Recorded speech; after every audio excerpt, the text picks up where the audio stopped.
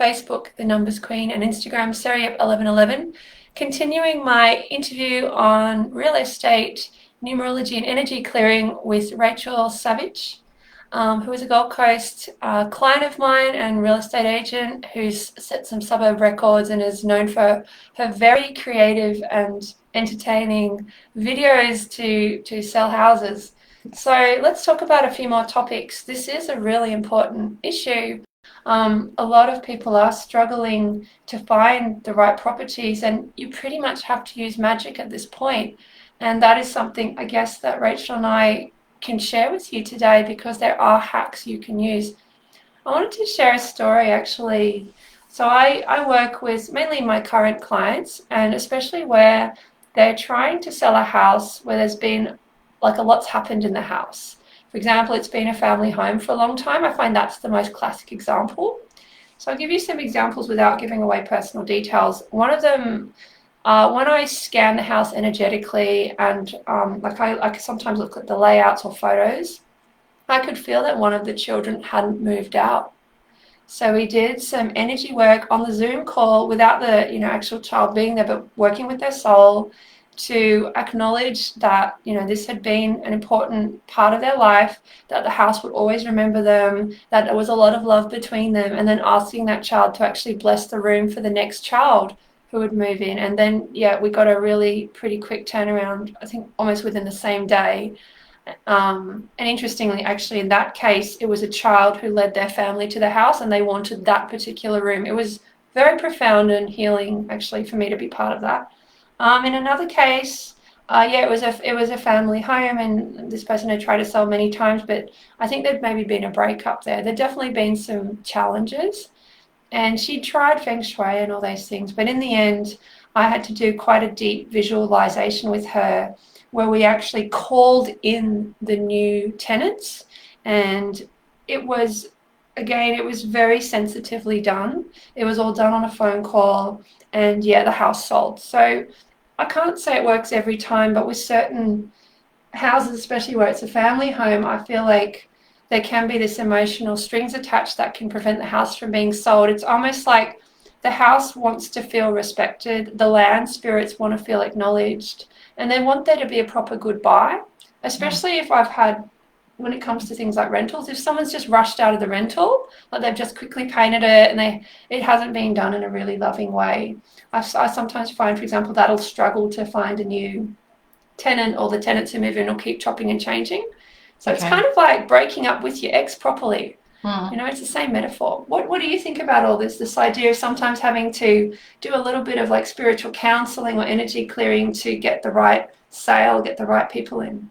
Yeah, I agree. And I think it has sometimes to do with the people that are still living there, about them letting go as well. I think they sometimes unintentionally are blocking the flow for the property to be released. And then sometimes I think they need to delve into why. Why is that? Like, for example, a separation, there might be one party of the separation that is keen to go, and then the other party doesn't. They want to save that marriage. So they're holding on to that house because that house they own together, and they're hoping that that's going to bring them back together. But is it going to eventually or not? And is this something that you need to kind of come to terms with and move on from, or even get counseling for, and just like bring it into the conscious mind and out where it can be healed properly? Because otherwise you can build a whole story about there's something wrong with me, there's something wrong with the house, the real estate agent's no good, and all of a sudden you've got all this drama that is not necessary, that is going to just keep you poor basically, and exhausted. Or sometimes expectations of a certain price, and a feeling towards the property that you want more than it's potentially worth. Sometimes you need to let go of that because there's something better waiting for you, and the property that you're going to buy next, you're maybe going to make more money on that. So don't hold on to so much the numbers, and we love numbers. That's funny. But the numbers, everything happens for a reason, and if you've got an agent that's working to get you the best result and price, you'll get the number that you're supposed to get. Well, that I've often talked about an obsession with figures because I had anorexia and I was in fundraising where it was all about like how many dollars you make an hour. And I know the extremes of like not wanting to measure anything and wanting everything to just be loving and beautiful, and actually being almost like brutal with how much does it make, how much is it worth, how much is this person worth. Mm. And I feel like, yeah, somewhere in the middle is really healthy.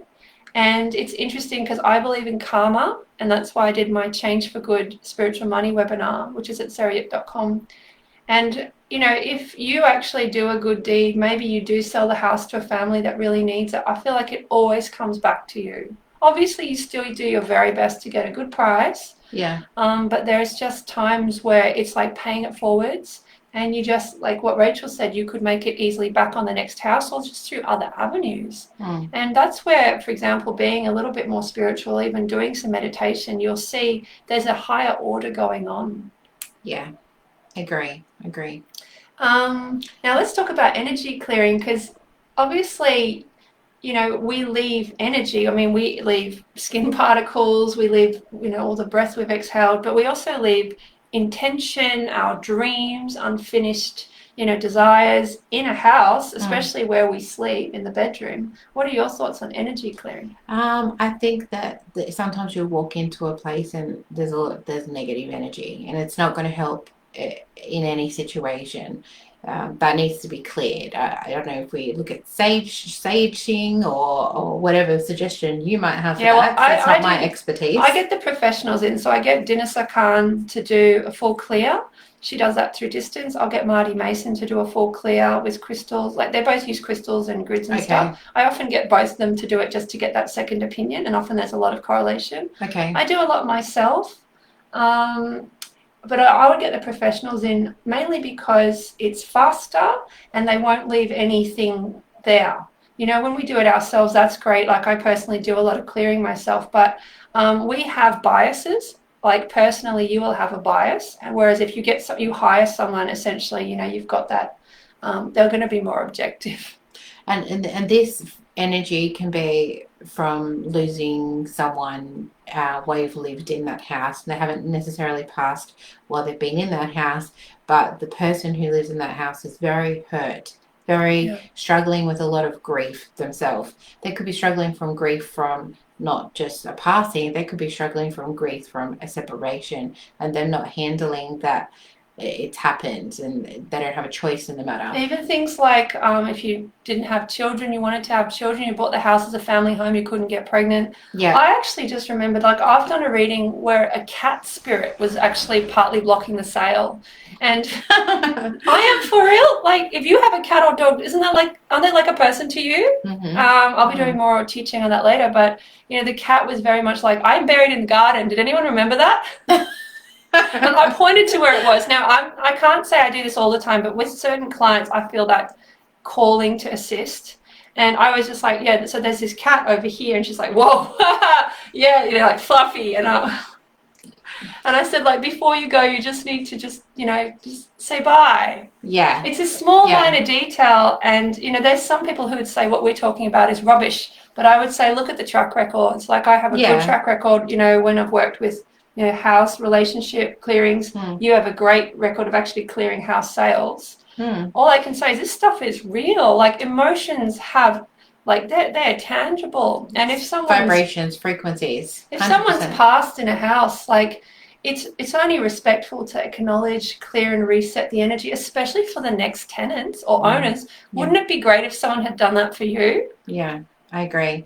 And going back to numbers of properties, so there's this, I sell a lot to Asian clients or Chinese, and there is a lot of superstitions around. It's going to make me roll my eyes. For example, the number 8. Gosh. 8 is all about wealth and prosperity, and actually, in my opinion, after living in an 8 home, I actually think if you go to Sarah's website and you look at her, I put it in the caption for this video. Go to my House Numerology blog. It's actually traveled around the world. Many real estate agents have reposted it. Not always under my name. Learn about that. It's super, super important, because what you actually read is that 8 is all about putting money into the house and keeping it to a certain standard. High standards, high expectations, only the best, no shortcuts.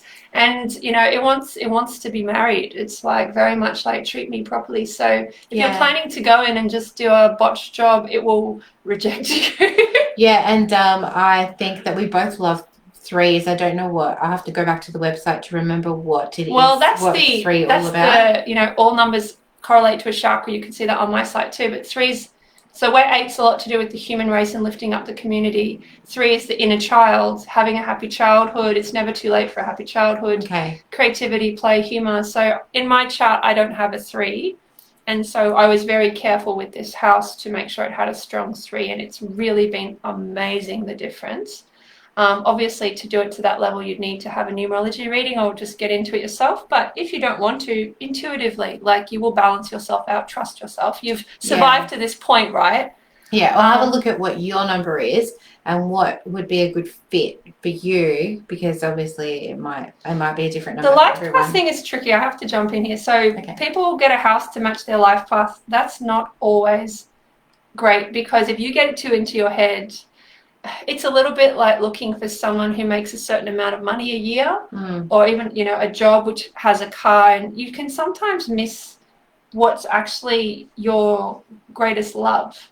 So I'd say use your intuition first, and your feelings first, your personal energies first, and then back it up with whether it's the sales data, the numerology. Like, use this kind of stuff as a second opinion, because you have to live in the house, right? Yeah. You need to be the one who's 100% with it.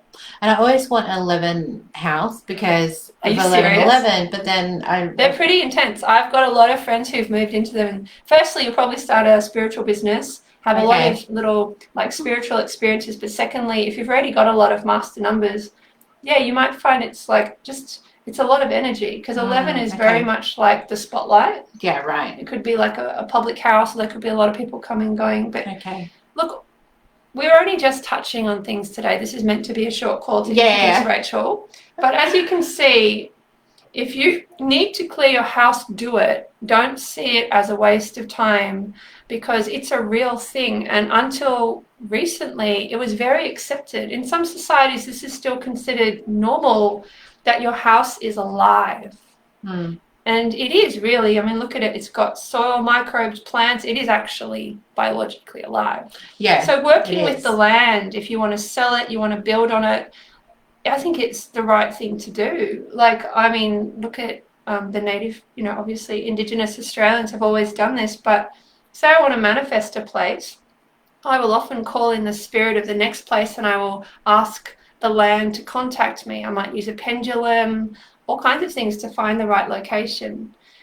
You don't have to go to this extent, but if you feel drawn to, go for it. Maybe this is the call that will allow you to open your angel wings. Because I can tell you, I've worked with a lot of real estate agents as clients. They use intuition. Yeah. I mean, I've had ones, especially the top ones, they say things like, we drive down the street and we know I need to call that person, because they're thinking of selling. Yeah. So there is an X factor at play, and if you want to get the best result, sometimes you need to use your own special powers. I agree. Especially in a market like this, bring out the crystals, bring out the sage, bring out your tarot, because it will make a difference, and you deserve to have a safe and wonderful place to live. Yeah. And if it's not meant to be, don't push it, because the right house hasn't found you yet. Yeah, and the house has an energy. Remember, if you keep trying to push and the house is like, no, there's a reason. There's always a reason. I wanted to say one more thing. If you are looking for a house, selling a house, renting a house, be open about your beliefs. Let me give you an example. When I was looking to rent on the Gold Coast, I found a house. It was a number 8, actually. And I felt like it was the right house. But when I said I do spiritual work, wow. The whole thing fell down. They were like, we don't like odds and ends in this house. We don't like people like you. So I was, we obviously turned that down and found this fabulous one. But, if you don't start with that integrity, wholeness, and honesty, you will always be feeling like this in your own house. Yeah. It will absolutely affect your finances and your relationships, because it's like you're still living at home and you have to sneak around. Yeah. So I'd say be open, be proud when you go in. even though you're like, oh, but there's not many houses and I have to fight, I would say even more reason to be yourself because, um, well, I just think in times like this, people are looking for leaders, so be a leader. I think that's the best thing I could say. So yeah, and the other thing I wanted to mention is with this house, when we pulled up and I was like, wow, this is the most amazing house. It's got a number 3. A butterfly landed on the windscreen. And I had a friend called Butterfly who passed. She always wanted me to move to the Gold Coast. And I went in and I told the real estate agent that my husband is like, shush, don't let her know you're weird. And I said, yeah, a butterfly appeared on the windscreen. I feel this is the house. And these are the other reasons we would be great. Like I still did my due diligence. And later on, I remember she said, she put us higher. She said, I believe in signs. I've been in real estate a long time and I can see you're good family. And we got the house. So like I said, just be upfront and trust that the house is choosing you. You're choosing the house. There are no accidents. Yeah. If it's meant to be your soulmate, it will come for you. I agree. And that's also another indication to make sure that you are honest and connecting with your agent, because they do have a big say in, preferencing people at the end of the day. And yeah, they're always going to be trying to get the best applicant or price, but they will also feel a level of connection with the person and empathy, and do whatever if they really love you, they'll do whatever they can to Just help a you get minute. it. Yeah. We'll have to wind up, but that's actually a great point to finish on is how do you find a real estate agent you can trust? Yeah. Because, I've certainly had that question in my head. Before I did all this psychic work, I felt like I was at the mercy. And I guess it'd be a bit like when people are looking for psychics or mechanics, really. It's like, is it just reviews? Is it just pot luck? Do I just get the nearest agent in my suburb? Because I'm guessing, some people are like, this is a lot of money. This is my life. This is my family. What would you say to someone like, how do you choose a real estate agent who's going to do the right thing by you and, not scam you? Yeah, I would say that they may have an opportunity to put themselves in front of you, and I would look at their past, reviews and things like that to a degree, but follow your intuition. Just like what we say, the right person, universe is probably putting them in your path for a reason. I would also say, apart from that, is question. Like I always find, I like to pride myself on having a network of all the very best people. Like I love referring people to different healers and things. And I'm always happy to question like, well, why should I go with you? Yeah. Or have you had clients like us before? Why do you do what you do? And I find like straight up if they're like don't have answers or they find that's threatening, I'm out. Because we're not going to have a good time. Yeah. It's like, let's end the first date now before it gets serious and we've bought, a 3-course dinner which can't be refunded. Yeah, you should be able to ask those questions and they should have no problem in answering them. Cool. Well, it's been so nice to introduce this topic onto the page. I'm very passionate about people having safe, wonderful places to live, as is Rachael. So Rachael, like I said, she's a one life path. She gets it done. This is not an ad, actually. Rachael just came over for a chat and we ended up doing a live because what else do you do when it's, the world is like shenanigans. It's just felt like we wanted to add some positive energy and hopefully something that we've said will spark something for you and give you the courage you need to look after your home situation. Yeah. Because it's a basic human right, to be able to relax and rest in your home and understand that the home has a spirit, the land has a spirit, your real estate agent has a spirit. And it's okay to work with them and not have to do everything yourself. Yeah. Okay, well, this has been... Thanks, Sarah. You're so welcome. Sarah from Seriup.com. Facebook, The Numbers Queen, and Instagram, Seriup1111 with the amazing Rachael Savic. If you want to contact her, details in the caption, as well as my very popular articles on house numerology and house clearing. The house numerology article is a really popular one on realestate.com. And I'm proud of that because I like to think that I've made a difference. And I wanted to say one more thing. The whole thing with Asians not liking the number 4, I don't agree with, because 4 is the heart, and for some people it's a lucky number. And it's lucky for me. yeah, My birthday is the 4th of December, so for yeah. me, 4's lucky. And 13 in Western being unlucky, these are all things I bust in that article. It was completely invented. 13 is the number of the moon and women's wisdom. It's perfectly lucky, especially if it's strong in your chart. And then number 8 being all about money, not at all true. Like I said, it's more a house where you can't take shortcuts and you need to invest wisely.